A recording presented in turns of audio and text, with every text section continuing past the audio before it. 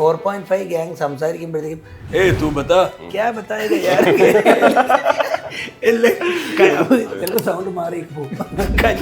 തുമ്പാട് ഭയങ്കര ഇരുട്ട്. അപ്പോൾ ഞാൻ ആദ്യം വിചാരിച്ചു ഇവർ കൊള്ളാം, കോൺട്രാസ്റ്റ് ഒക്കെ ഇത്ര ഡീപ്പായിട്ട് പഠിക്കുന്നു എന്ന് പറഞ്ഞു. പക്ഷേ ഇത്രയും ഡീപ്പായിട്ട് പിടിച്ചത് ശരിയാവും കുറച്ച് തീ വരുമ്പോൾ മാത്രം കണ്ടു. ദെൻ ഐ അണ്ടർസ്റ്റാൻഡ് ഇവർ ഈ പ്രൊജക്ടറിൻ്റെ ബ്രൈറ്റ്നസ്സും അതും ഇതൊക്കെ കുറയ്ക്കും. ഹോട്ടലിൽ ചെന്നിട്ട് ഒരു ചിക്കൻ കഴിക്കാൻ ചെല്ലുമ്പോഴത്തേക്കും അത് തരുന്ന ഒരു രീതിയൊക്കെ ഉണ്ടല്ലോ, അങ്ങനെ തന്നല്ലേ അതിന് നമ്മൾ ഇത്രയും പൈസ കൊടുക്കേണ്ട ആവശ്യമുള്ളൂ. അല്ലെങ്കിൽ ഒരു കോഴിയെ കൊണ്ട് തന്നത് ഒരു പുതിയ അനുഭവമല്ല. അതേ തിയേറ്ററിൽ തന്നെയാണ് പൊന്നിയർ സെൽവം 1 and 2 ഒക്കെ ഇറങ്ങിയത്. അപ്പോഴും ആൾക്കാർ കംപ്ലയിൻ്റ് ചെയ്തത് എന്താ വെച്ചാൽ ഇവർ കറണ്ട് ലാഭിക്കാൻ വേണ്ടി സ്പീക്കർ കേടാവാതിരിക്കാൻ വേണ്ടിയും ഇതിൻ്റെ സൗണ്ട് കുറച്ച് വയ്ക്കും. അത് അവരുടെ ലോക്കേഡ് അങ്ങനെയായിരുന്നു. ലോക്കേഡ് അങ്ങനെ സൂപ്പർ സ്റ്റാർ ലജൽപതി വിജയ് ആണ് ഈ ഐഡിയ എന്ന് വെച്ചാൽ ലോട്ട് ഓഫ് വിജയ് ഫാൻസ് അസോസിയേഷൻസും എല്ലാം ട്രിവാൻഡ്രത്ത് ഒരുപാടുണ്ട്. നിങ്ങൾ ഈ സിനിമ കാണുന്നുണ്ടെങ്കിൽ നിങ്ങളൊരു ആവറേജ് വ്യൂവർ അല്ല. പക്ക ഫാൻ മസാലയിലോട്ട് പോകാൻ പാടില്ല, പക്ഷേ at the same time entertainer ആയിരിക്കണം. പീപ്പിൾ ഷുഡ് ഫീൽ ഹാപ്പി അത് മാത്രമാണ് മൈൻഡിൽ. He is playing fun detective. ഇപ്പോൾ സ്പൂഫിങ് അല്ല, കുറച്ച് സീരിയസ് ആയിട്ടുള്ള ക്യാരക്ടർ ഫൺ ചെയ്യണം. ദി ക്രോണിക്കിൾസ് ഓഫ് നാല് സംഘത്തിൻ്റെ വിശേഷങ്ങളുമായി കൃഷാന്ത്, ശ്രീനാഥ്, ശംഭു ആണ് എന്ന റിപ്പോർട്ടർ നമ്മോടൊപ്പം ഉള്ളത്. വെൽക്കം. എന്തായാലും സീരീസ് ഇറങ്ങി മികച്ച റെസ്പോൺസാണ് ഇതിന് കിട്ടുന്നത്. അപ്പോൾ എനിക്കിത് സീരീസ് കാണുന്ന സമയത്ത് എനിക്ക് ഏറ്റവും അട്രാക്റ്റീവായിട്ട് തോന്നിയൊരു കാര്യം ട്രിവാൻഡ്രം ലാംഗ്വേജിനെ യൂസ് ചെയ്തിരിക്കുന്ന ഒരു രീതിയാണ്. ഇപ്പോൾ പലപ്പോഴും പല സിനിമകളിലും ട്രിവാൻഡ്രം ലാംഗ്വേജിനെ യൂസ് ചെയ്തിട്ടുണ്ടെങ്കിലും ചില സമയങ്ങളിൽ അതിനെ വികലമായിട്ട് പോവുകയും മോശമായിട്ടുള്ള രീതി കാണിക്കാൻ ഒരു ആപ്റ്റ് മീറ്റർ അല്ല, ഒന്ന് എക്സാജറേറ്റ് ചെയ്ത് കയറിപ്പോകുന്ന രീതിയിൽ പലപ്പോഴും നമ്മളതിനെ കണ്ടിട്ടുണ്ട്. പക്ഷേ ഈ സീരീസിൽ നോക്കുകയാണെങ്കിൽ എല്ലാ ക്യാരക്ടേഴ്സും, ഇപ്പോൾ ടോപ്പായിട്ട് നിൽക്കുന്നതാണെങ്കിലും സപ്പോർട്ടിങ് ക്യാരക്ടേഴ്സായിട്ട് നിൽക്കുന്നതാണെങ്കിലും എല്ലാവരും ഈ ലാംഗ്വേജിൻ്റെ മീറ്റർ കൃത്യമായിട്ട് പിടിച്ചിട്ടുണ്ട്. ഇപ്പോൾ ഇതിനെ ക്രാക്ക് ചെയ്ത് എങ്ങനെയാണ് കൃഷാന്ത്? ഇപ്പം നിങ്ങൾ ആക്ടേഴ്സ് ആണെങ്കിലും കൃഷാന്ത് ആണെങ്കിലും ഇതിൻ്റെ റൈറ്റിംഗ് സ്റ്റേജിലും ബാക്കി പെർഫോം ചെയ്യുന്ന സമയത്തൊക്കെ എങ്ങനെയായിരുന്നു ഈ ലാംഗ്വേജ് ക്രാക്ക് ചെയ്തത്? ഞാൻ ഗ്രൂ അപ്പ് ഇൻ ട്രിവാൻഡ്രം, ഞാൻ ട്രിവാൻഡ്രംകാരനാണ്. അപ്പോൾ എനിക്ക് അത് പല സിനിമയിലും ഇത് കാണിക്കുമ്പോഴത്തേക്കും കുറച്ച് നമുക്ക് നമ്മളെല്ലാം തോന്നുമായിരുന്നു ഇത് എഴുതിയ സമയത്ത്. അപ്പോൾ അതുകൊണ്ട് അത് ഉറപ്പായിട്ടും അങ്ങനെ കുറേ വേർഡ്സുകൾ എഴുതി ലിസ്റ്റ് ഉണ്ടാക്കി, ആ വേർഡ്സുകൾ നോൺ ട്രിവാൻഡ്രം ആക്ടേഴ്സ് ആ വേർഡ്സുകൾ യൂസ് ചെയ്ത് ഇതുണ്ടാക്കും. പിന്നെ പല ആർട്ടിസ്റ്റ്, ഇപ്പോൾ ശംഭു ഒക്കെ ആണെങ്കിൽ പോയി ട്രിവാൻഡ്രത്ത് പോയി നിന്നു. എൻ്റെ സ്ഥലം തൃശ്ശൂരാണ്, but I grew up in Bombay. പക്ഷെ ഇതിൻ്റെ ഒരു വിയർഡ് തിങ് ഈസ്, എനിക്ക് മലയാളത്തിൽ ഫൗണ്ടേഷൻ ഇല്ലാത്തതുകൊണ്ട് ഞാൻ അഡൾട്ട്ഹുഡിലാണ് മലയാളം മര്യാദയ്ക്ക് സംസാരിക്കാൻ പഠിക്കുന്നത്. അതുകൊണ്ട് തന്നെ I don't have a baseline. അപ്പോൾ if I hang out with കുറച്ച് ട്രിവാൻഡ്രം സ്ലാങ്ങിൽ സംസാരിക്കുന്നവരുടെ കൂടെ കുറേ നാൾ നടന്നു കഴിഞ്ഞാൽ ഞാൻ അവരെ പോലെ സംസാരിച്ചു തുടങ്ങും. It's A very weird phenomenon. പക്ഷെ ഇത് ഭയങ്കരമായിട്ട് ഹെൽപ്പ് ചെയ്തു. എനിക്കിപ്പോൾ ഇവരുടെ കൂടെ ഇപ്പോൾ ഈ സെറ്റിൽ ഒരു 80% people from Trivandrum, cast and crew include. പിന്നെ അത് കൂടാതെ ഞാൻ ആ സമയത്ത് എൻ്റെ ഇവിടെ കൊച്ചി താമസിക്കുമ്പോൾ എൻ്റെ കുറേ ഫ്രണ്ട്സ് വേർ ഫ്രം ട്രിവാൻഡ്രം. അപ്പോൾ ഇത് ദാറ്റ് ഹെൽപ്ഡ് എ ലോട്ട്. ഈ സെറ്റിൽ എങ്ങനെയാണ് ഇപ്പം ഇംപ്രവൈസേഷൻ ഒക്കെ ചെയ്യുന്ന മൊമെന്റുകളൊക്കെ ഉണ്ടാവുമല്ലോ, അപ്പം പ്രോപ്പർ ഒരു സ്ക്രിപ്റ്റ് തന്നെ ഫോളോ ചെയ്ത് പോകാതെ നമുക്ക് അങ്ങനത്തെ മൊമെന്റുകളൊക്കെ ഉണ്ടായിട്ടുണ്ടോ? എന്ന് വെച്ചാൽ നമ്മുടെ സ്ക്രീൻ പ്ലേയുടെ അകത്ത് actions completely and order completely നമ്മൾ മെയിൻറ്റെയിൻ ചെയ്യും. വാട്ട് ദേ ആർ സ്പീക്കിങ്ങിൻ്റെ അകത്ത് ക്രക്സും നമ്മൾ മെയിൻറ്റെയിൻ ചെയ്യും. പക്ഷേ അതിൻ്റെ ചുറ്റുമുള്ള നോയ്സ് ഫുൾ ടീമും ചേർന്നാണ് ഡിസൈൻ ചെയ്യുന്നത്. അതായത് നമ്മൾ എഴുതി വെച്ചേക്കുന്ന ഐഡിയന്ന് ഈ ശ്രീനാഥ് ബൗൺസ് ചെയ്യുകയും അല്ലെങ്കിൽ ശംഭു, സഞ്ജു ഒക്കെ ബൗൺസ് ചെയ്യുകയൊക്കെ ചെയ്യും. അപ്പോൾ പലതും ഞാൻ എഴുതിയതൊന്നും അല്ലാത്ത പുതിയ സാധനങ്ങൾ വരും. അപ്പോൾ അത് സോണിയുടെ ഒരു അപ്രൂവൽ പരിപാടിയൊക്കെ ഉണ്ട്. എന്ന് വെച്ചാൽ നമ്മൾ ആ ഒരു സ്ക്രിപ്റ്റ് ലോക്ക് ചെയ്തൊക്കെ ചെയ്യുന്നത്. അപ്പോൾ ഭയങ്കരമായിട്ട് ഡിബേറ്റ് ചെയ്ത് പോകുന്ന സാധനങ്ങൾ നമ്മൾ എടുക്കത്തില്ല. പക്ഷേ ബാക്കി ഓൾമോസ്റ്റ് ഇപ്പോൾ 70% of the dialogues, 80% of the dialogues return. പക്ഷേ ഈ റിട്ടേൺ ഡയലോഗ്സിനെ തന്നെ മോഡിഫൈ ചെയ്യും ആ ആർട്ടിസ്റ്റ് വന്നിട്ട്. എന്ന് വെച്ചാൽ they make it their own. അങ്ങനെയാണ് അവരുടെ ഒരു സ്റ്റൈലിൽ. അതെ അതെ. അത് ശ്രീനാഥൻ എങ്ങനെയായിരുന്നു ആ ഒരു ഡയലോഗ് ഈ പറയുന്നല്ലേ? കൃഷ്ണന്റെ സിനിമകളിൽ പൊതുവേ ഈ പറഞ്ഞ പോലെ ഒരു ബേസിക് ആയിട്ടുള്ള സ്ക്രീൻ പ്ലേ സ്ക്രിപ്റ്റ് നമുക്ക് എന്തെങ്കിലും ഉണ്ടാവും. അപ്പോൾ അതിനകത്ത് നമ്മളൊരു സീൻ ഷൂട്ട് ചെയ്യുന്നതിന് മുമ്പ് നമ്മളെല്ലാവരും കൂടെ ഒരുമിച്ചിരുന്ന് ആ സീൻ ഡിസ്കസ് ചെയ്യാറുണ്ട്. അപ്പോൾ അതിനകത്ത് എന്തെങ്കിലും ഹ്യൂമർ കൊണ്ടുവരാൻ പറ്റുമോ, അല്ലെങ്കിൽ എന്തെങ്കിലും ഒരു ആക്ഷൻ പരിപാടി കൊണ്ടുവരാൻ പറ്റുമോ, അതായത് നമുക്ക് ഒരു സിറ്റുവേഷൻ എങ്ങനെ അവിടെ ബിൽഡ് ചെയ്യാം എന്നുള്ള സാധനം ഞങ്ങൾ ഡിസ്കസ് ചെയ്യാറുണ്ട്. അപ്പോൾ എല്ലാവരും കൂടെ പറഞ്ഞ് അതിനകത്ത് പുള്ളി ഫിൽട്ടർ ചെയ്ത് തന്ന് അതിൽ നിന്ന് എടുക്കുന്ന സാധനങ്ങളാണ് ഞങ്ങൾ ഒരുപാട് ത്രോ ചെയ്യും. അതെ അതെ, ഒരുപാട് എല്ലാവരും നിരഞ്ജക്കിടയ്ക്ക് ഒരു 20-25 ഫൺ പരിപാടികൾ. ഇതിന്റെ ഒരു 40% നിരഞ്ജന്റെ ഇംപ്രവൈസേഷൻ കട്ട് ചെയ്ത് വെച്ചിട്ടാണ് ഇപ്പൊ ഉള്ളത് കാണുന്നത്. ഭയങ്കര ഷാർപ്പ് ടങ് ആണ്. പുള്ളി ഭയങ്കര. അപ്പോൾ എന്നിട്ട് അതിൽ നിന്ന് നമ്മൾ ഫിൽറ്റർ ചെയ്ത് ഫിൽറ്റർ ചെയ്ത് കോണ്ടെക്സ്റ്റ് മാറുന്ന സാധനങ്ങൾ അപ്പം തന്നെ ഇത് ചെയ്യും. പിന്നെ ചില സാധനങ്ങൾ കോണ്ടെക്സ്റ്റിൽ ഉണ്ടോ ഇല്ലെന്ന് പോലും അറിയത്തില്ല. നമുക്ക് ഭയങ്കര അവിടെ നിന്ന് നമ്മൾ ചിരിക്കും ഒരുപാട്. അപ്പം അത് അങ്ങനെ തന്നെ എടുത്തങ്ങ് പോകും. ഇപ്പോൾ ഇത് സോണി ലിവിൽ വന്നത് ഓണം സമയത്താണ് വരുന്നത്. OTT റിലീസ് ആണെങ്കിൽ പോലും ഇതൊരു ഓണം ക്ലാഷ് എന്ന് നമുക്ക് വേണമെങ്കിൽ പറയാൻ പറ്റും. കാരണം തിയേറ്ററിൽ ലോക ഹൃദയപൂർവ്വമൊക്കെ വരുന്ന വലിയ സിനിമകൾ വരുന്നതിനൊപ്പമാണ് OTTയിൽ ഈ സീരീസ് വരുന്നത്. ഇപ്പം OTTയിൽ ഒരു OTT ഓഡിയൻസ്, ഒരു സെപ്പറേറ്റ് ഓഡിയൻസ് ഉണ്ട്. സീരീസ് കാണുന്ന ഇപ്പോൾ മലയാളികളടക്കം വലിയൊരു പ്രേക്ഷകർ തന്നെയുണ്ട്. ഇതിൻ്റെ ഒരു പോസ്റ്റ് റിലീസ് ഈ ഒരു കമൻസ് ഒക്കെ വരുന്നത്, അപ്രിസിയേഷൻസ് ഒക്കെ വരുന്നത്, ഇതിനെയൊക്കെ നിങ്ങൾ എങ്ങനെയാണ് നോക്കുകയാണെന്ന്? ഞങ്ങൾക്ക് OTT ഒരു പുതിയ അനുഭവമല്ല. ഞങ്ങൾ ഇതുവരെ ഉള്ള OTT ഉള്ളു.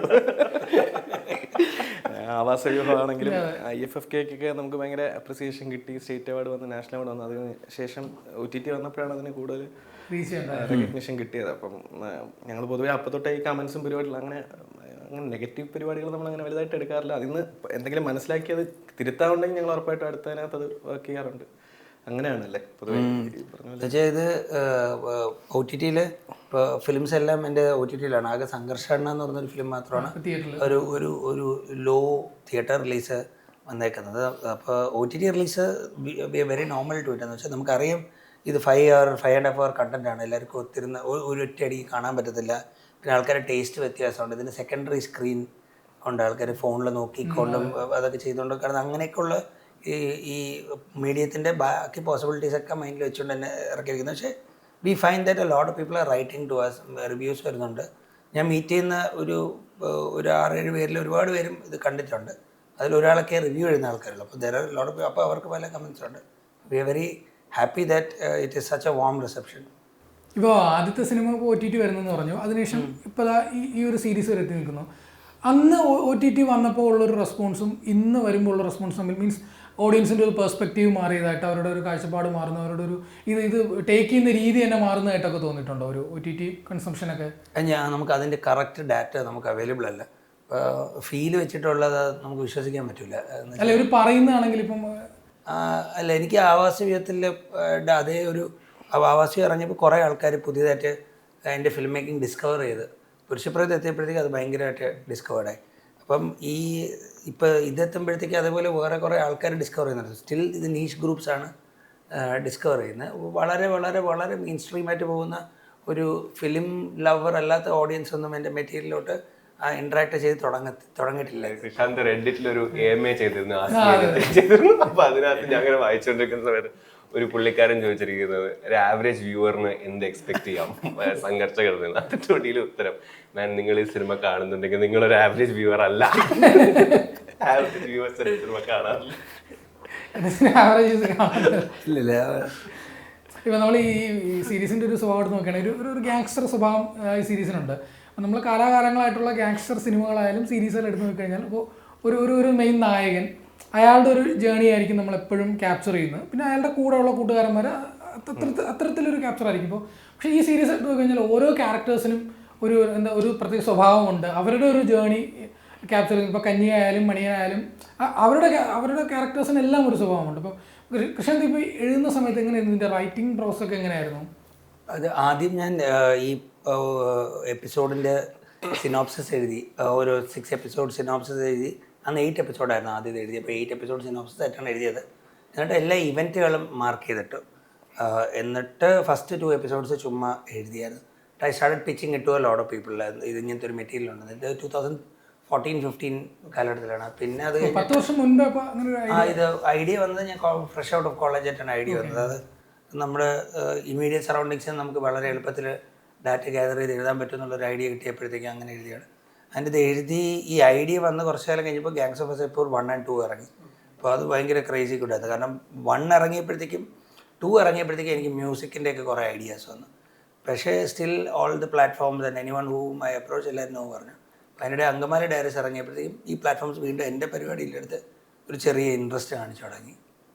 ഫൈനലി ഇൻ 2020 അപ്പോൾ അങ്ങനെ എഴുതുന്ന അയാളുടെ റൈറ്റിംഗ് ടീം ആസ് വെൽ. എൻ്റെ റൈറ്റിംഗ് ടീമിൽ ലാസ്റ്റ് എപ്പിസോഡ് എൻ്റെ കൂടെ കോറായിട്ട് ചെയ്തേക്കുന്നത് രാഹുൽ രാജീവ് എന്ന് പറയുന്നൊരു റൈറ്ററുണ്ട്.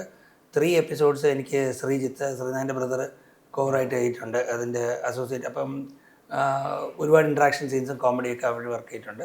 പിന്നെ എൻ്റെ ചീഫ് അസോസിയേറ്റ് നിഖിൽ കുറേ എപ്പിസോഡ്സിൽ കോറായിട്ട് ചെയ്തിട്ടുണ്ട്. അപ്പം ഇപ്പോൾ കാക്ക എടുത്തെറിയുന്ന സീനൊക്കെ നിഖിലിൻ്റെ ഐഡിയ ആണ്, അതെൻ്റെ ഐഡിയ അല്ല. അപ്പോൾ അങ്ങനെ പല റിസർച്ചിൽ നിന്ന് കിട്ടിയതാണ്. പക്ഷേ ദാറ്റ്സ് അപ്പം അങ്ങനെ കുറേ പേര് കോൺട്രിബ്യൂട്ട് ചെയ്തു. And Sony also had its feedback. അവർ നമ്മളൊരു സാധനം പിച്ച് ചെയ്യും, ഫീഡ്ബാക്ക് പറയും, അത് വർക്ക് ചെയ്യുന്നില്ല എന്ന് പറയും. അങ്ങനെ ഒരു കൊളാബറേറ്റീവ് റൈറ്റിംഗ് ഡെവലപ്മെൻറ്റ് പ്രോസസ്സ്. ഇപ്പോൾ ശ്രീനാഥിൻ്റെ കഞ്ഞി എന്ന് പറയുന്ന ക്യാരക്ടർ എനിക്ക് വളരെ ഇൻട്രസ്റ്റിംഗ് ആയിട്ട് തോന്നിയൊരു ആർക്കാണ്. കാരണം ഇയാൾ ആദ്യം ഒരു എടുത്തുണ്ടനായിട്ടൊക്കെ കാണിക്കുന്ന ഈ പ്രശാന്ത് അലക്സാണ്ടറിൻ്റെ ക്യാരക്ടർ അടിക്കുന്ന സമയത്ത് വീട്ടിൽ വന്ന് ഓരോ ആയുധങ്ങൾ എടുത്തിട്ട് ഇയാൾ ആലോചിച്ച് നോക്കുന്നത് എന്ത് സംഭവിക്കുമെന്ന് ആലോചിച്ച് നോക്കുകയാണ്. പക്ഷേ അതിൽ നിന്ന് അയാൾ ഈ പറയുന്ന പോലെ ഞാനൊരു സൈക്കോ ആണോടെ എന്ന് നിനക്ക് തോന്നിയിട്ടുണ്ടോ എന്ന് ചോദിക്കുന്ന രീതിയിൽ അയാളുടെ ക്യാരക്ടർ മാറുന്നുണ്ട്. ഈ കഞ്ഞി എന്ന് പറയുന്ന ഒരു ക്യാരക്ടറിനെ അയാൾ ക്രാക്ക് ചെയ്തെടുത്ത് ഇയാളെ മനസ്സിലാക്കിയെടുത്തതൊക്കെ എങ്ങനെയായിരുന്നു? എൻ്റെ അടുത്ത് ആദ്യം ഒരു സൈക്കോ ആണെന്നുള്ളൊരു സാധനം, പാവപ്പെട്ടവൻ്റെ സൈക്കോ എന്നൊരു സാധനം എനിക്ക് പറഞ്ഞു തന്നിട്ടുണ്ടായിരുന്നു. അപ്പോൾ ഈ കഞ്ഞി എനിക്ക് മനസ്സിലായത് ഇയാൾ പേടിത്തൊണ്ടനാണ്. ആദ്യം ഭയങ്കര പേടിയാണ്. ആ പേടി ഇടയ്ക്ക് കുറഞ്ഞു വരുന്നതായിട്ടുണ്ടെങ്കിലും ഇയാൾക്ക് നേരെ നിന്ന് അടിക്കാൻ പറ്റില്ല എന്നുള്ളതാണ്. എങ്ങനെയെങ്കിലും ഒരു വടിയോ ചെടിച്ചട്ടിയോ അല്ലെങ്കിൽ ആയുധം കൈ കിട്ടണം. അതും ബാക്കിൽ നിന്ന് അടിക്കും. ബ്രൂട്ടസ് സീസർ പരിപാടി സാധനമാണ്. അങ്ങനെയാണ്. അല്ലാതെ ഫ്രണ്ടിൽ നിന്ന് അടിക്കാനുള്ള ധൈര്യം ഇല്ല. എന്നുവെച്ചാൽ അത് കിട്ടിക്കഴിഞ്ഞാൽ പിന്നെ തലയ്ക്ക് അടിക്കുക എന്നുള്ളതാണ്, വേറെ ഒന്നുമില്ല, കൊല്ലുക. അപ്പൊ അല്ലാതെ വീഴ്ത്താൻ പറ്റില്ല, എതിരാളിയെ വീഴ്ത്തുക എന്നുള്ള മൈൻഡ് മാത്രമേ. അതെ, അതും സുഹൃത്തുക്കൾക്ക് വേണ്ടിയാണല്ല. അയാൾക്ക് വേണ്ടി അയാൾ എന്തെങ്കിലും ചെയ്യുന്നുണ്ടോന്ന് ചോദിച്ചാൽ ആക്ച്വലി കുറവാണ്. അയാൾക്ക് ഈ സുഹൃത്തുക്കൾക്ക് വേണ്ടി ചെയ്ത അവരുടെ ഇടയിൽ ഇത് ചെയ്തല്ലോ എന്നുള്ളതിന്റെ ഒരു എക്സൈറ്റ്മെന്റ് പുള്ളിക്കുണ്ട്. അങ്ങനെ മിടുക്കനാവാൻ നോക്കുന്നതാണ്. അപ്പൊ അതാണ് എനിക്ക് മനസ്സിലായത്. കഞ്ഞി ബേസിക്കായിട്ട് എപ്പോഴും അങ്ങനെയാണ്. അപ്പൊ ഞാൻ ആദ്യം ഫൈറ്റിന്റെ സമയത്തൊക്കെ ആദ്യത്തെ ഒരു സമയത്ത് ഇവര് അവരുടെ സമൂഹത്തിൽ നിന്ന് വളർന്നു വരുന്ന അനുസരിച്ചാണെങ്കിൽ ഇവർക്ക് അങ്ങനെ പ്രൊഫഷണലായിട്ട് ഫൈറ്റ് ചെയ്യാനൊന്നും അറിഞ്ഞൂടാ. അവർ പേടിച്ച് ബ്രൂസ്ലിയെ പോലെ മറ്റേ ഫാഹിമിന്റെ ക്യാരക്ടറിനെ നമുക്ക് അടിക്കാം, അതേപോലെ അല്ല ബ്രൂസ്ലി പേടിക്കണം എന്ന് നമുക്ക് മനസ്സിലായിട്ടുണ്ട്. അപ്പോൾ അയാളെ അങ്ങനെ എല്ലാവരും കൂടെ കീഴ്പ്പെടുത്താൻ നോക്കുന്നു. ഈ ഫൈറ്റിന്റെ സാധനത്തിനകത്താണെങ്കിൽ ഭയങ്കര പ്രൊഫഷണലായിട്ട് നമുക്ക് ഫൈറ്റ് ചെയ്യാൻ പറ്റില്ല, റോ ആയിട്ടേ ഫൈറ്റ് ചെയ്യാൻ പറ്റുള്ളൂ. അതെ, ശ്രാവണാണ് നമ്മളതിനെ ഹെൽപ്പ് ചെയ്തത്. APNs അവരും ഭയങ്കരമായിട്ട് സപ്പോർട്ട് ചെയ്തിട്ടുണ്ട് ആ കാര്യത്തിലൊക്കെ. ഇപ്പോൾ ശംഭുവിൻ്റെ മണി എന്ന ക്യാരക്ടറാണെങ്കിലും ഇയാൾക്ക് ഒരു റിയാലിറ്റി ചെക്ക് ഇയാൾ എപ്പോഴും നടത്തുന്നുണ്ട്. ഇപ്പോൾ ലോറിയിൽ പോകുന്ന സമയത്ത്, പാലം കൊണ്ട് പോകുന്ന സമയത്ത് നമ്മൾ ചെളിയാണ് അതാണ്ടാ നമ്മളെന്ന് സഞ്ജുവിൻ്റെ ക്യാരക്ടറിനോട് പറയുന്നതാണെങ്കിലും, ഇപ്പോൾ പാട്ട് വിജയരാഘവൻ്റെ ക്യാരക്ടർ അപമാനിച്ച് വിടുന്ന സമയത്താണെങ്കിൽ ഇയാൾക്ക് എപ്പോഴും റിയാലിറ്റി ചെക്ക് ഉണ്ടാവാറുണ്ട്. ഇതെങ്ങനെയായിരുന്നു ഈ ക്യാരക്ടറിന്? ശ്രീനാഥ് പറഞ്ഞ പോലെ ശംഭുവിന് എങ്ങനെയായിരുന്നു ഈ ഒരു ക്യാരക്ടർ? ഇതിനകത്ത് ഈ 5 പേരില് മണിയന് വേറെ പണിയുണ്ട്. മണിയന് പാടാൻ പോകുന്നത് മണിയന് റെസ്പെക്ട് കിട്ടുന്നുണ്ട്, ലൈക് അഡ്മിറേഷൻ.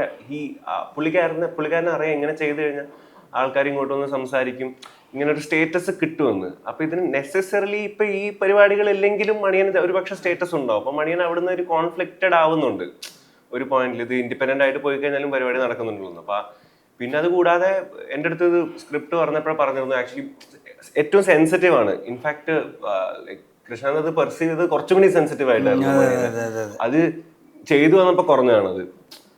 അപ്പൊ സെൻസിറ്റീവ് ആണെന്ന് അറിയായിരുന്നു. പിന്നെ സെക്കൻഡ് എപ്പിസോഡിന്റെ എൻഡിങ്ങിൽ Maniyan as the first person ഇതിന് റിയലൈസ് ചെയ്യുന്നത് ഇത് ഈ വഴിക്ക് പോയി കഴിഞ്ഞാൽ പണി കിട്ടുമെന്നു. അത് പണി കിട്ടുന്നു അവൻ തന്നെ ആയതുകൊണ്ട് അതൊരു അങ്ങനെയാണ് അത് വർക്ക് ചെയ്തത്. നോക്കിയപ്പോൾ ഒരു സെപ്പറേറ്റ് ആർക്ക് പോകുന്നുണ്ട്. പിന്നെ മണിയൻ ഒരു സെപ്പറേറ്റ് സീൻ ഉണ്ടല്ലോ, മണിയൻ മാത്രമായിട്ടുള്ള വിജയരാഘവൻ സാറിന്റെ കൂടെ മറ്റേ വംശി സ്റ്റുഡിയോയുടെ ഒരു സീനുണ്ട്. അത് മണിയന് മാത്രം അങ്ങനെ ഒരു സീനുള്ളൂ, ഒരു പേഴ്സണലി മണിയനെ ടച്ച് ചെയ്യുന്ന പോലത്തെ ഒരു സീനുള്ളത്.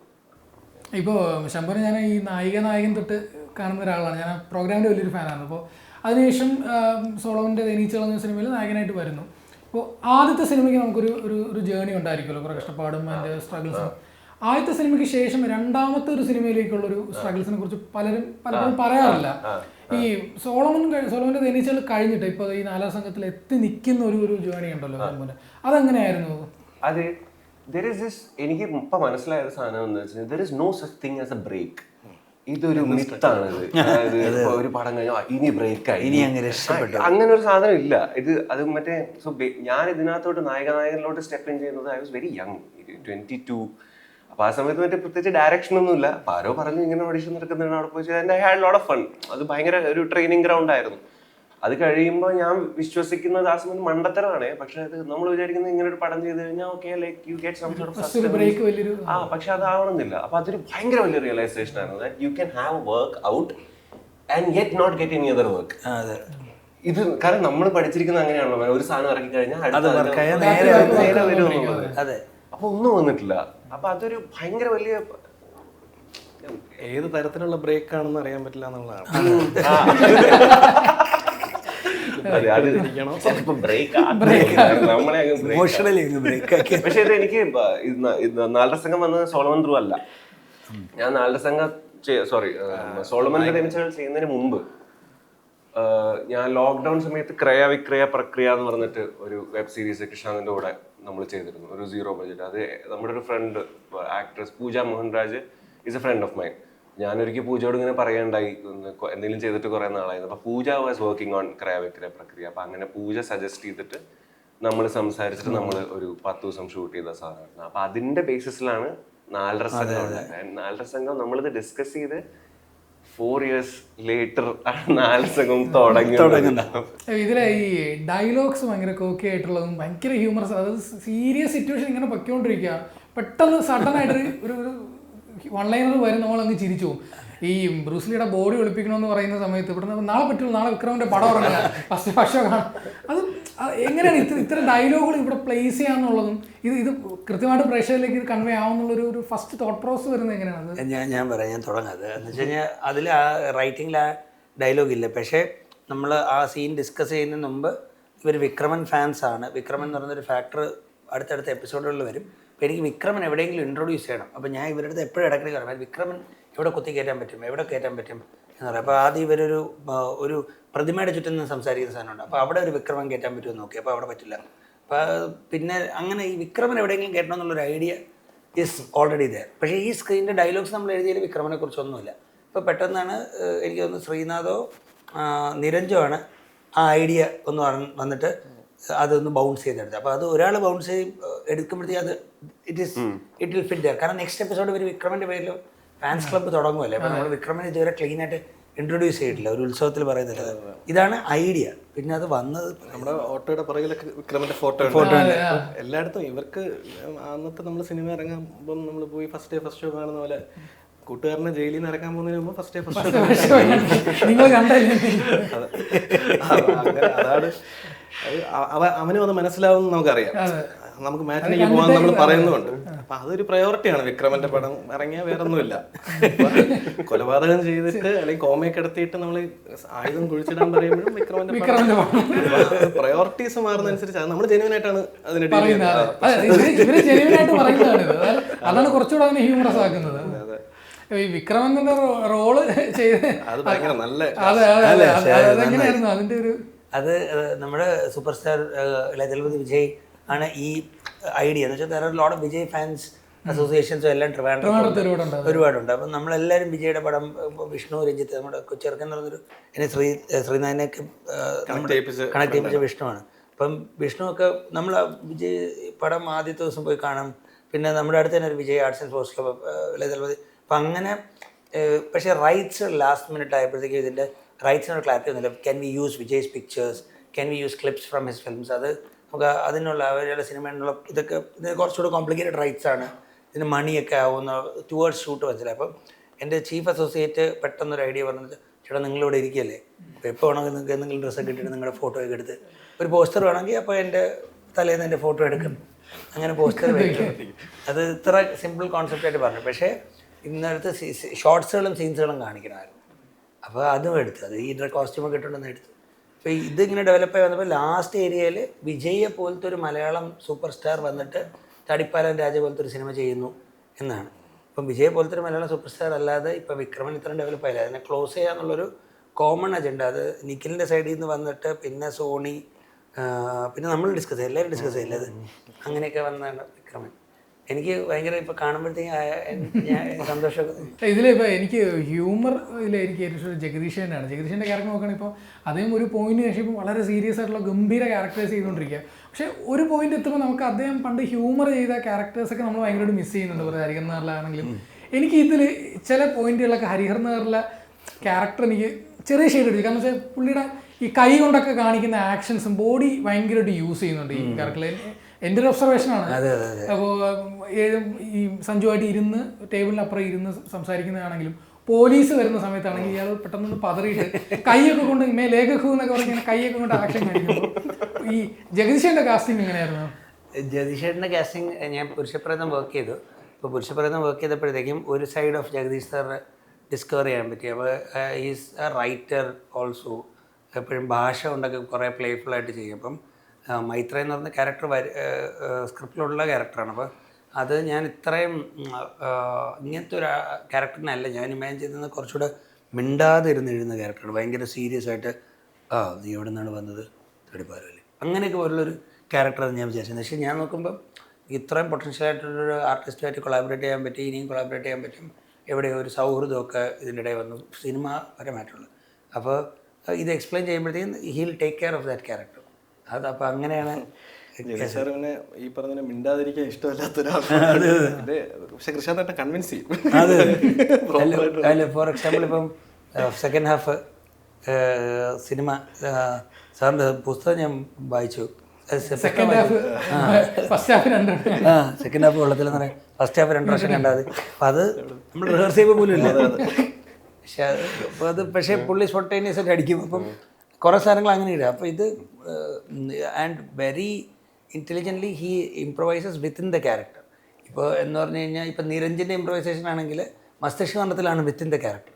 സീരീസിലാണെങ്കിൽ നിരഞ്ജൻ ഒരുപാട് ഇംപ്രവൈസ് ലൈക്ക് ഒരു 5000 ജോക്സ് വരെ പോയി. നമ്മൾ ചിരിച്ചു എന്ന് വെച്ചാൽ, പക്ഷേ എവിടെയോ അൽത്താഫ് കാലൊക്കെ പോയി അങ്ങനെയൊക്കെയുള്ള അവിടെ അതെ അതെ അതെ. അപ്പം ഇത്രയും പണിയാവാൻ പറ്റൂല. നിരഞ്ജൻ ജനറലി അങ്ങനെയാണ്. നിരഞ്ജൻ പേഴ്സണാലിറ്റി എങ്ങനെയാ ലൈക്ക് അല്ലേ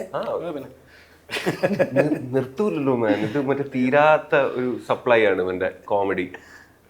എല്ലാ സിറ്റുവേഷനിലും ശ്രീനാഥിന് ജഗദീഷേട്ടനായിട്ടൊക്കെ കോമ്പിനേഷൻ സീൻ ഉണ്ടായിരുന്നു. അദ്ദേഹമായിട്ടുള്ള ഇന്ററാക്ഷൻ ഒക്കെ എങ്ങനെയാണ്? ഞങ്ങൾ പുരുഷപ്രായത്തിൽ ഒരുമിച്ച് വർക്ക് ചെയ്തിട്ടുണ്ടായിരുന്നു. അപ്പം തൊട്ടേ അറിയാം. ആ ടീമിന്റെ ഭാഗമായിട്ട് ജഗദീഷ് സാർ എപ്പോഴും കൂടെ ഉണ്ടാവാറുണ്ട്.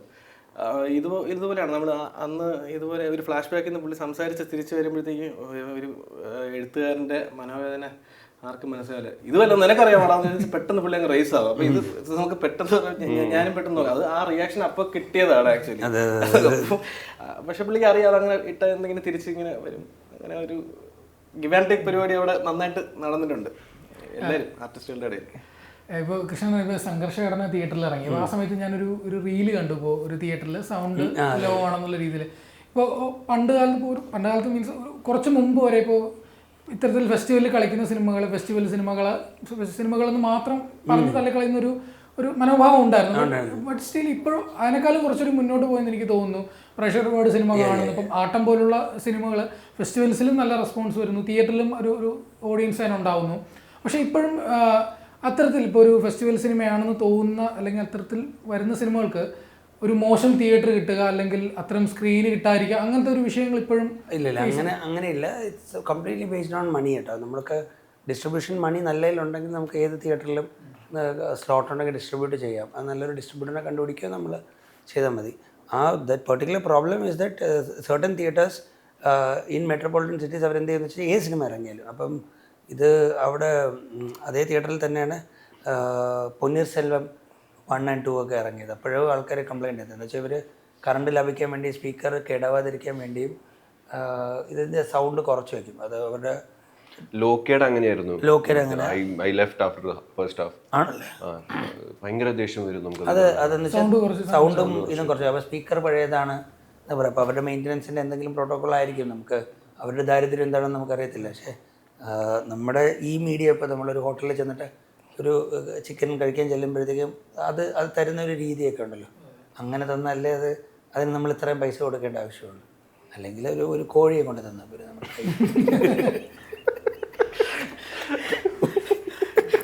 ഒരു വടി കിട്ടും. അപ്പം these spaces R meant four A particular purpose. എന്നാൽ ഇപ്പം റെക്കോർഡിങ് വർക്ക് ചെയ്യുന്നില്ല എന്ന് പറയുന്ന പോലെ നമ്മളിത് സൗണ്ടും ഇതൊക്കെ കണ്ടിട്ട് ഈ എക്സ്പീരിയൻസ് ചെയ്യാൻ വേണ്ടി നമ്മൾ പൈസ കൊടുത്ത് ട്രാഫിക്കിൽ നിന്ന് ചെല്ലുമ്പോൾ അവിടെ പറ്റിപ്പോയാണ്. എനിക്കിത് പേഴ്സണലി ഹേർട്ടായത് എൻ്റെ ഫിലിം മാത്രമായിട്ടൊന്നുമല്ല. എനിക്ക് എൻ്റെ ഫിലിം ആയതുകൊണ്ടാണ് ഇത് മനസ്സിലായത്. യൂഷ്വലി എനിക്ക് മനസ്സിലായി. So when I watch Thumbad the first time, Thumbad ഭയങ്കര ഇരുട്ട്. അപ്പോൾ ഞാൻ ആദ്യം വിചാരിച്ചു ഇവർ കൊള്ളാം, കോൺട്രാസ്റ്റൊക്കെ ഇത്ര ഡീപ്പായിട്ട് പിടിക്കുന്നതെന്ന് പറഞ്ഞു. പക്ഷേ ഇത്രയും ഡീപ്പായിട്ട് പിടിച്ചത് ശരിയാവും കുറച്ച് കഴിയുമ്പോൾ തീ വരുമ്പോൾ മാത്രം കാണും. ദെൻ ഐ അണ്ടർസ്റ്റാൻഡ് ഇവർ ഈ പ്രൊജക്ടറിൻ്റെ ബ്രൈറ്റ്നസ്സും അതൊക്കെ കുറയ്ക്കും. സോ ദാറ്റ് ഇത് ലോഞ്ചിവിറ്റിക്ക് വേണ്ടിയാണ്. 1 മാസം റൺ ചെയ്യുന്ന 2 മാസം ബൾബല്ല, X months ബൾബ് മാറ്റണം. അപ്പോൾ ബൾബ് മാറ്റിയതായിരിക്കും.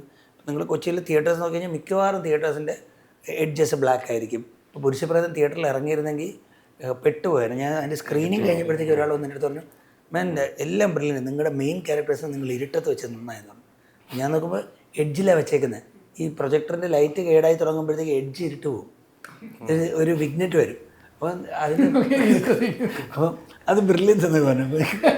അപ്പോൾ ഇത് തിയേറ്ററിൻ്റെ എല്ലാം അത് ആ ക്വാളിറ്റി അഷ്വർ ചെയ്താൽ നല്ലതായിരിക്കും. അല്ലെങ്കിൽ പൈസ കുറയ്ക്കുക എന്ന് വെച്ച് കഴിഞ്ഞാൽ നമ്മുടെ തിയേറ്ററിൽ ഇങ്ങനെയൊക്കെ സാധനങ്ങളുണ്ട്, അതനുസരിച്ച് ടിക്കറ്റ് ചാർജസ് കുറയ്ക്കുക. അപ്പോൾ അത് ഞാൻ ഒന്ന് ഡിസ്റ്റർബ് ആയിപ്പോയത്. ഇപ്പോൾ ശ്രീനാഥ് ശംഭു ആണെങ്കിൽ ഇപ്പോൾ ലോകയുടെ ഈ തെലുങ്ക് സക്സസ് മീറ്റ് പോയപ്പോൾ നാഗശ്വിൻ ഒരു ക്യാരക്ടറിന് നോബഡി എന്ന് പറയുന്ന ക്യാരക്ടറിനെ കുറിച്ച് അദ്ദേഹം ഒരുപാട് സംസാരിച്ചു. അദ്ദേഹത്തിന് ഏറ്റവും ഇഷ്ടപ്പെട്ട ക്യാരക്ടറാണ്, ഇതിനെ വെച്ചൊരു സ്പിൻ ഓഫ് സിനിമ ചെയ്യണമെന്നുള്ള വരെ അദ്ദേഹം സംസാരിച്ചു. അപ്പോൾ മലയാള സിനിമയെ അല്ലെങ്കിൽ മലയാള സീരീസുകൾ, മലയാളം വർക്കുകളെ അതർ ലാംഗ്വേജ് ഡയറക്ടേഴ്സും അവരൊക്കെ കാണുന്ന ഒരു സമയമാണ്. അപ്പോൾ നമ്മൾ ഇത്തരത്തിലൊരു വേഷം ചെയ്യുമ്പോൾ അല്ലെങ്കിൽ ഇത്രയും നല്ലൊരു കഥാപാത്രം കിട്ടി നമ്മൾ പെർഫോം ചെയ്യുമ്പോൾ ഇത്തരത്തിലൊരു തോട്ടുകളൊക്കെ വരാറുണ്ടോ? ഒക്കെ ഇത് ഇന്ന് ഒരു സെർട്ടൈൻ ബൗണ്ടറിക്കകത്ത് നിൽക്കുന്നതല്ല, ഇന്ന് അതിനും മുകളിൽ വരുന്നതാണ്. അപ്പോൾ നമ്മളെ ബെസ്റ്റ് കൊടുക്കണം, അത്തരത്തിലൊരു നിങ്ങളുടെ രണ്ടുപേരുടെ എങ്ങനെയൊക്കെയാണ് അതിൻ്റെ ഒരു എന്നെ സംബന്ധിച്ചിടത്തോളം മലയാളമെങ്കിലും കിട്ടണം എന്നുള്ളൊരു മാനസികാവസ്ഥ എന്നാണ് ഒക്കെ ചെയ്യുന്നത്. ആഗ്രഹം ഉണ്ടോ ചോദിച്ചാൽ ഡെഫിനറ്റ്ലി സ്പിൽബർഗ് ഒക്കെ വിളിച്ചു കഴിഞ്ഞാൽ. പക്ഷെ ഞങ്ങളുടെ മറ്റേ ഇവര് സോണിയിലെ മറ്റേ ഡബ് ഉണ്ടല്ലോ, തെലുങ്ക് ഹിന്ദി തമിഴും ഒക്കെ, വേറെ തന്നെ ഭയങ്കര നല്ല ഡബ്ബ. തിരുവഞ്ചിപുറമേ ഈ തല്ലുമാല നെറ്റ്ഫ്ലിക്സ് ഇറങ്ങിയ സമയത്ത് ഇതിന്റെ ഈ തെലുങ്ക് ഡബ് വേർഷൻ ഭയങ്കര കോമഡിയായിരുന്നു. പക്ഷെ ബാഡല്ല, ഹിന്ദി ബാഡല്ല ഹിന്ദിയിലും. പക്ഷെ എനിക്ക് എൻ്റെ ഫസ്റ്റ് സീരീസ് ഇറങ്ങിയപ്പോൾ സീഫയിൽ എനിക്ക് മനസ്സിലായെന്ന് വെച്ച് കഴിഞ്ഞാൽ ഇത് ഡബ് ചെയ്യാൻ ഔട്ട്സോഴ്സ് ചെയ്യുന്ന ടീമുണ്ടല്ലോ, അവർ ഭയങ്കര സ്മാർട്ടാണ്.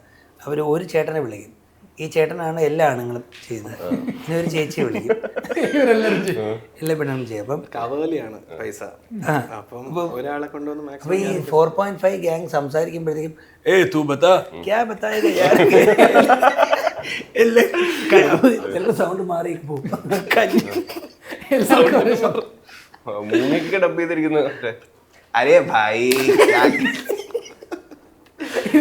നോക്കാറുണ്ട്. ഞാൻ നോക്കാറുണ്ട്.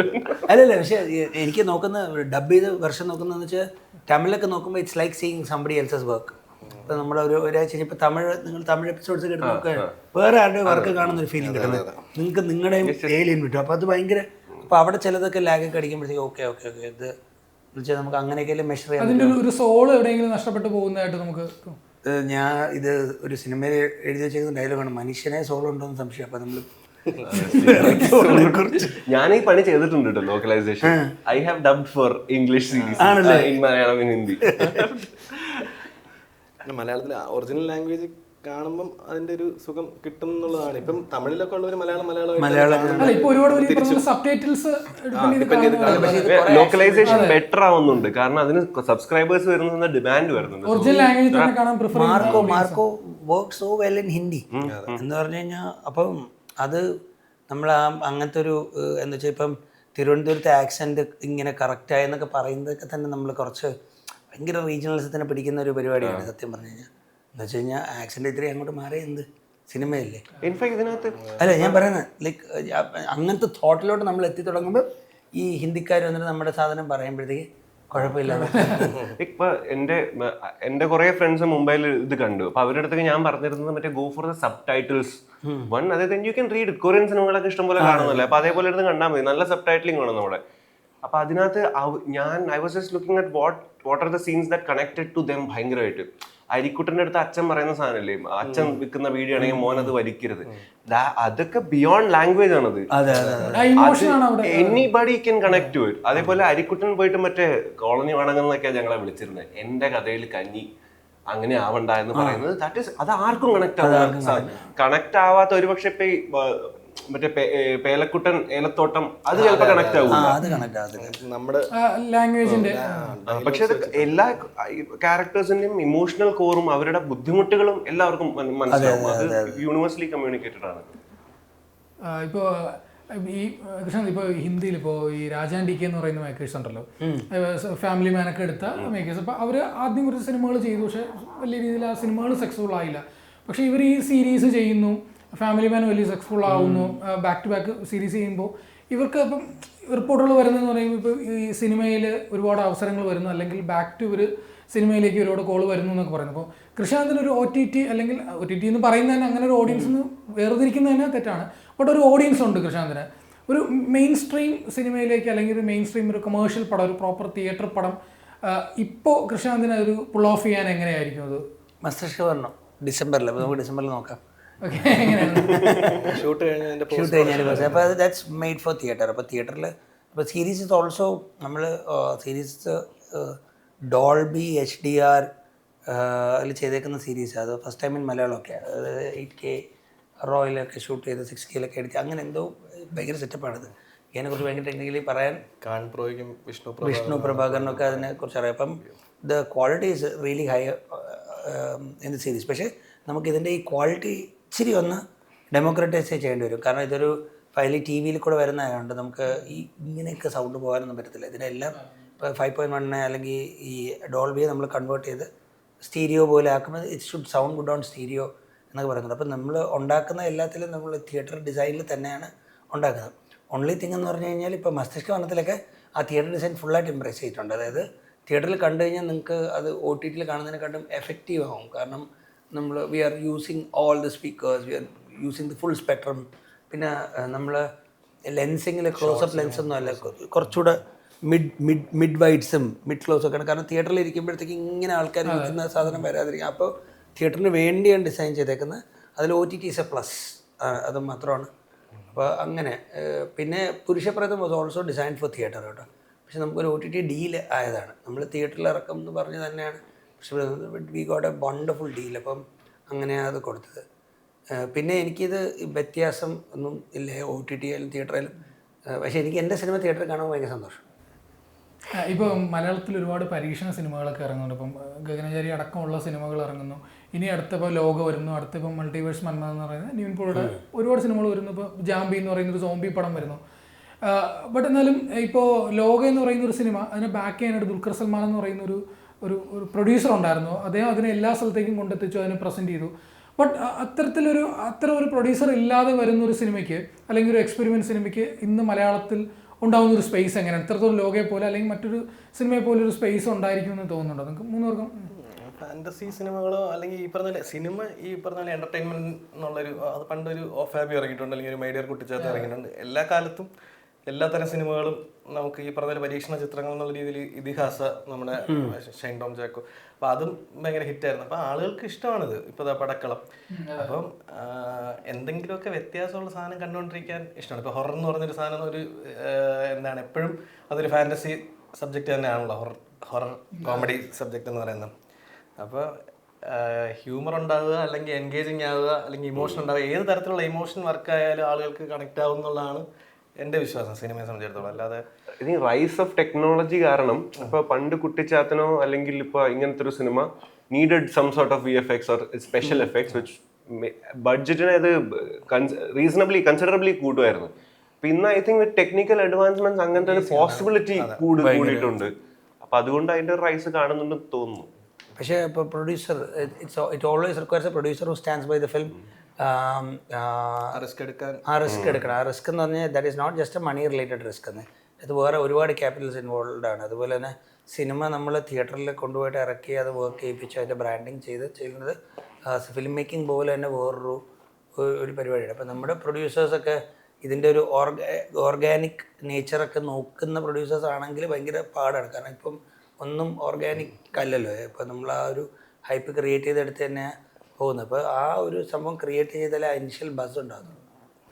ഇപ്പോൾ എനിക്ക് ഇതിൽ എല്ലാവരും എന്നോട് ചോദിക്കണമെന്ന് പറഞ്ഞൊരു ചോദ്യമാണ്, ലാലേട്ടനുമായിട്ടൊരു പടം വരുന്നു എന്ന് ഇങ്ങനെ ഒരു ടോക്ക് ഇട്ട് ഡിക്റ്റേറ്റീവ് കോമഡി പടമാണെന്ന് കേൾക്കുന്നത്. എന്താണ് നമുക്ക് എൻ്റെ ഒരു എക്സ്ക്ലൂസീവ് എന്തെങ്കിലും ഒരു അപ്ഡേറ്റ് നമുക്ക് തരാൻ പറ്റും? അല്ല, മണിയമ്പിള്ള രാജു സാർ പ്രൊഡ്യൂസ് ചെയ്യാമെന്ന് പറഞ്ഞ ഒരു ഫിലിമാണത്. അപ്പോൾ അത് ഞാൻ പിച്ച് ചെയ്തിട്ടുണ്ട്. നമ്മുടെ ഒരു റീഡിങ് കഴിഞ്ഞു. പിന്നെ ഞാനും മണിയമ്പിള്ള രാജു സാറിൻ്റെ ടീമും നിരഞ്ജും നമ്മളെല്ലാം വി സാറ്റ് ഫോർ അതിൻ്റെ ഫർദർ ഡെവലപ്മെൻറ്റ്സ് ഒക്കെ ഇരുന്നു. ഇനി ഒരു ഫ്യൂ മീറ്റിങ്സുകളിലൂടെ ഉണ്ട്. അപ്പോൾ അതിൽ നമുക്ക് അറിയാം ഇങ്ങനെ ഒരു പരിപാടി ഇറങ്ങുമോ ഇല്ലെന്ന്. ഇറങ്ങിയാൽ വളരെ സന്തോഷം. ഡിക്റ്റേറ്റീവ് കോമഡി അങ്ങനത്തെ ഒരു ജോണർ ഇപ്പോൾ എൻ്റെ ഒരു ജോണർ സ്പെസിഫിക് അല്ലെങ്കിലും he is playing A fun detective. എന്നാണ്. എന്നാൽ അത് സ്പൂഫിംഗ് അല്ല, കുറച്ച് സീരിയസ് ആയിട്ടുള്ള ക്യാരക്ടർ ഇൻ എ ഫണ്ണി വേ ആണ്. ഇപ്പോൾ ലാലേട്ടനായിട്ടൊരു പടം വരുമ്പോൾ ഇപ്പോൾ അദ്ദേഹത്തിനൊരു സ്റ്റാർ വാല്യൂ ഉണ്ട്, ഒരു മാർക്കറ്റ് ഉണ്ട്, ഒരു ഫാൻ ബേസ് ഉണ്ട്. കൃഷ്ണാന്തിൻ്റെ സിനിമകൾ വേറൊരു പാരലിൽ വേറൊരു പാത്തിലൂടെ പോകുന്ന സിനിമയാണ്. ഇതിനൊരു മെർജ് ചെയ്യുന്ന ഒരു പോയിന്റ് ഉണ്ടായിരിക്കുമല്ലോ, അതെങ്ങനെയാണ് കൃഷ്ണാന്ത് നോക്കി കാണുന്നത്? അപ്പോൾ അദ്ദേഹത്തിൻ്റെ ഒരു സ്റ്റാർട്ട് എല്ലാം കൃത്യമായിട്ടൊരു മീറ്ററിൽ വരിക എന്നാണ്. ഞാൻ ആകെ ഉണ്ടാക്കുന്നത് എന്ന് പറഞ്ഞു കഴിഞ്ഞാൽ I want to be very careful with how I present the film. അത് കൂടുതൽ എക്സ്പെരിമെൻറ്റിലോട്ടും പോകാൻ പാടില്ല, പക്ക ഫാൻ മസാലയിലോട്ടും പോകാൻ പാടില്ല. പക്ഷേ at the same time entertainer ആയിരിക്കണം. People should feel happy seeing Lalettan in every scene. അത് മാത്രമാണ് മൈൻഡിൽ നിൽക്കുന്നത്. ഓൾസോ ഈ എൻ്റെ ഒരു ചെറിയൊരു പരിപാടി അതിൻ്റെ അകത്തുണ്ട്. അത് പോപ്പുലർ ആക്ടേഴ്സ് വരുമ്പോഴത്തേക്ക് അത് ഓട്ടോമാറ്റിക്കലി വർക്ക് ആവും. അതാണ്. ഓക്കെ, ഇതിനിടയ്ക്ക് ഒരു ഇത് മമ്മൂക്കയായിട്ട് ഒരു പടം വരുന്നു, അദ്ദേഹമായിട്ട് ചർച്ചകൾ നടക്കുന്നൊക്കെ ഒരു ഇങ്ങനെ ഒരു റിപ്പോർട്ട് വരുന്നുണ്ടോ? അതിൽ എന്താണ് നമുക്ക്? അത് ലാസ്റ്റായിട്ട് നമ്മൾ അതിനെക്കുറിച്ച് ഡിസ്കസ് ചെയ്തിട്ട് ഇപ്പോൾ ഒരു കുറച്ച് കാലമായിട്ട് ഡിസ്കഷൻ ഇല്ല. അത് നടക്കുവാണെങ്കിൽ നടക്കുമെന്ന് പറയാൻ പറ്റില്ല. അദ്ദേഹമായിട്ടൊക്കെ ഈ സ്ക്രിപ്റ്റ് റീഡിംഗ് ഒക്കെ കഴിഞ്ഞായിരുന്നു അതിൻ്റെ ഒരു? ഞാൻ ഫസ്റ്റ് 40 minutes ഒക്കെ വായിച്ചു കൊടുത്തായിരുന്നു. നമുക്ക് എന്തെങ്കിലും അതിൻ്റെ ഒരു ജോണർ എന്തെങ്കിലും ഒരു? അത് ഒരു ആക്ഷൻ കോമഡി പോലത്തെ. ഓക്കെ, ബാക്കി പറയുന്നത് കൂടുതൽ കഴിഞ്ഞാൽ കൂടുതൽ പറയാം, പക്ഷേ നമ്മൾ പറഞ്ഞിട്ട് ഉപയോഗമില്ലല്ലോ, അത് അവരിവിടെ തീരുമാനിക്കും. അപ്പോൾ എന്തായാലും സീരീസ് വളരെ സക്സസ്ഫുൾ ആയിട്ട് ഓടിക്കൊണ്ടിരിക്കുകയാണ്. ഒരുപാട് പ്രേക്ഷകർ കാണുന്നു. ഇപ്പം മലയാളം അല്ലാതെ തമിഴ്, തെലുങ്ക്, ഹിന്ദി ഓഡിയൻസ് അടക്കം സീരീസ് കാണുന്നു. ഒരുപാട് റിവ്യൂസും റൈറ്റപ്പുകളൊക്കെ അതിനെക്കുറിച്ച് വരുന്നു. കൃഷ്ണാന്തിൻ്റെ ഈ പറഞ്ഞ പോലെ അടുത്ത സിനിമകൾ തിയേറ്ററിൽ വലിയ രീതിയിൽ സക്സസ്ഫുൾ ആവട്ടെ. ഒരു ഹൗസ്ഫുൾ ഷോയിൽ നല്ല സ്ക്രീനിൽ നല്ല സൗണ്ടോട് കൂടി കാണാൻ പറ്റട്ടെ. എന്നാലും താങ്ക് യു.